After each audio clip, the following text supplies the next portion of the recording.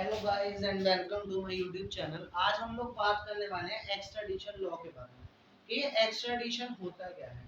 Basically आप सबने देखा होगा, जैसे हमारे इंडिया के काफ़ी सारे जैसे नीरव मोदी हो गए और विजय माल्या हो गए, ये सब लोग जो है घोटाला करके विदेश भाग जाते हैं। तो ये जो विदेश भाग जाते हैं तो उसके बाद मतलब कैसे वर्क होता है कि इन लोगों को कैसे वापस लाया जाए, तो इस चीज को एक्स्ट्राडिशन कहते हैं। आप ऐसे कंपेयर कर सकते हैं कि सपोज ए कंट्री है, ए कंट्री में कोई क्राइम करके बी कंट्री में भाग जाता है, तो उसके बाद बी कंट्री जो है उसको एक्स्ट्राडेट करे या नहीं करे, उसको कहते हैं हम एक्स्ट्राडिशन। मतलब बी कंट्री जो है उस बंदे को पकड़ के ए कंट्री को वापस दे, इसको बोलते हैं हम एक्स्ट्राडिशन।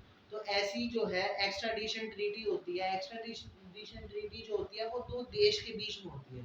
ये कोई एक तरीके से इंटरनेशनल लॉ नहीं है, ये मतलब दो कंट्रीज के बीच का एक एग्रीमेंट होता है, आप कह सकते हो उसको। ठीक है, तो आज हम इसी के बारे में बात करेंगे कि ऐसा इसमें क्या होता है। सबसे पहले चीज हम बताते हैं एक्स्ट्राडिशन ट्रीटी में जो है ये सारे फैक्टर्स जो है देखती है एक कंट्री जब वो दूसरी कंट्री के जो भी क्रिमिनल होता है उसको लौटाने से पहले। सबसे पहले इसमें काफी सारे पॉइंट्स हैं। जैसे सपोज आप ऐसा करिए कि कोई, पहले हम इसके बारे में बात करते हैं पॉलिटिकल। पॉलिटिकल में क्या होता है, सब ऐसा समझिए कि जैसे कोई पॉलिटिकल बंदा है, ठीक है, उसकी गवर्नमेंट उसके अगेंस्ट हो गई, या मान लीजिए इलेक्शन के बाद कोई दूसरी गवर्नमेंट आ गई और उसने उस पर करप्शन चार्जेस वगैरह लगा दिए, तो ऐसा समझ सकते हैं। मतलब वो एक पॉलिटिकल लीडर है, वो अगर दूसरी कंट्री में चल जाता है तो उसको लाने का क्या प्रोसीजर होता है।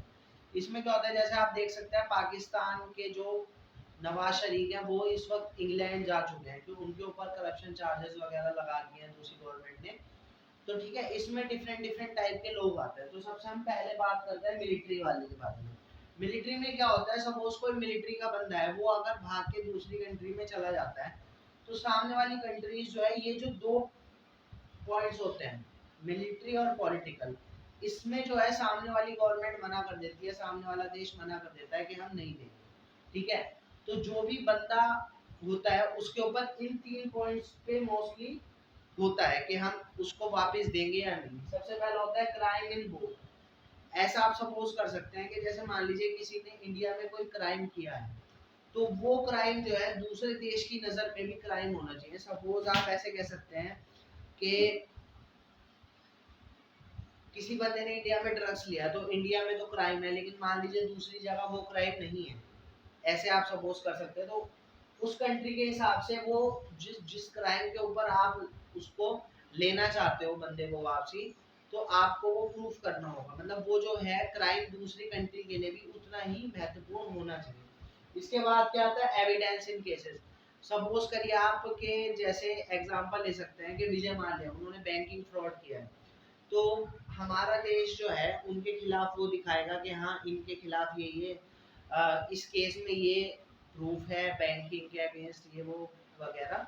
लेकिन अगर मान लीजिए इसी बेसिस पे वो वापसी देंगे, लेकिन इसमें ऐसा नहीं कर सकते आप कि अपने देश में लाने के बाद उनके ऊपर और केसेस लगा दें।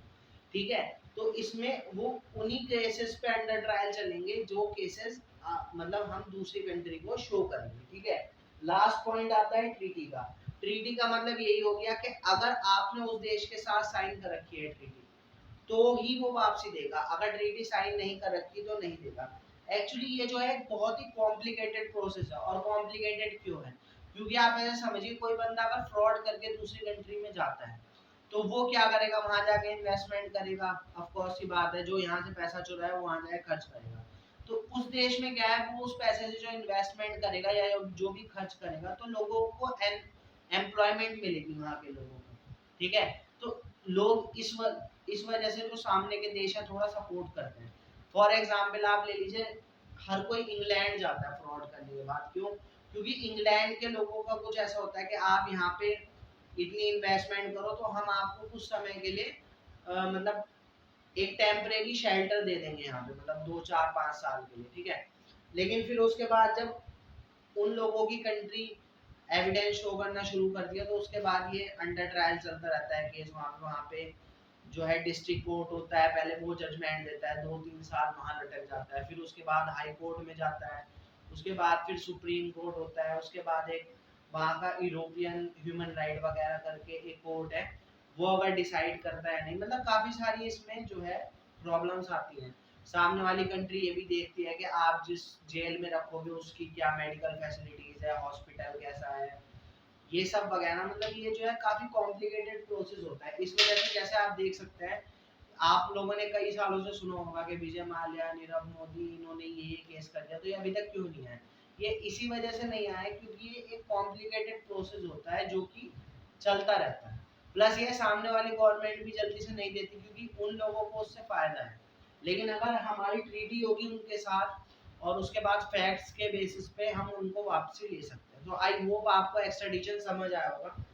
सिंपली बेसिक सा फिनोमिना है कि ए कंट्री में अगर कोई क्राइम करके भाग जाता है बी कंट्री में, तो बी कंट्री जो उस बंदे को वापसी देती है उसको हम एक्स्ट्राडिशन बोलते हैं, कि वो ए कंट्री को वापसी देगी वो बंदा जिसने क्राइम किया।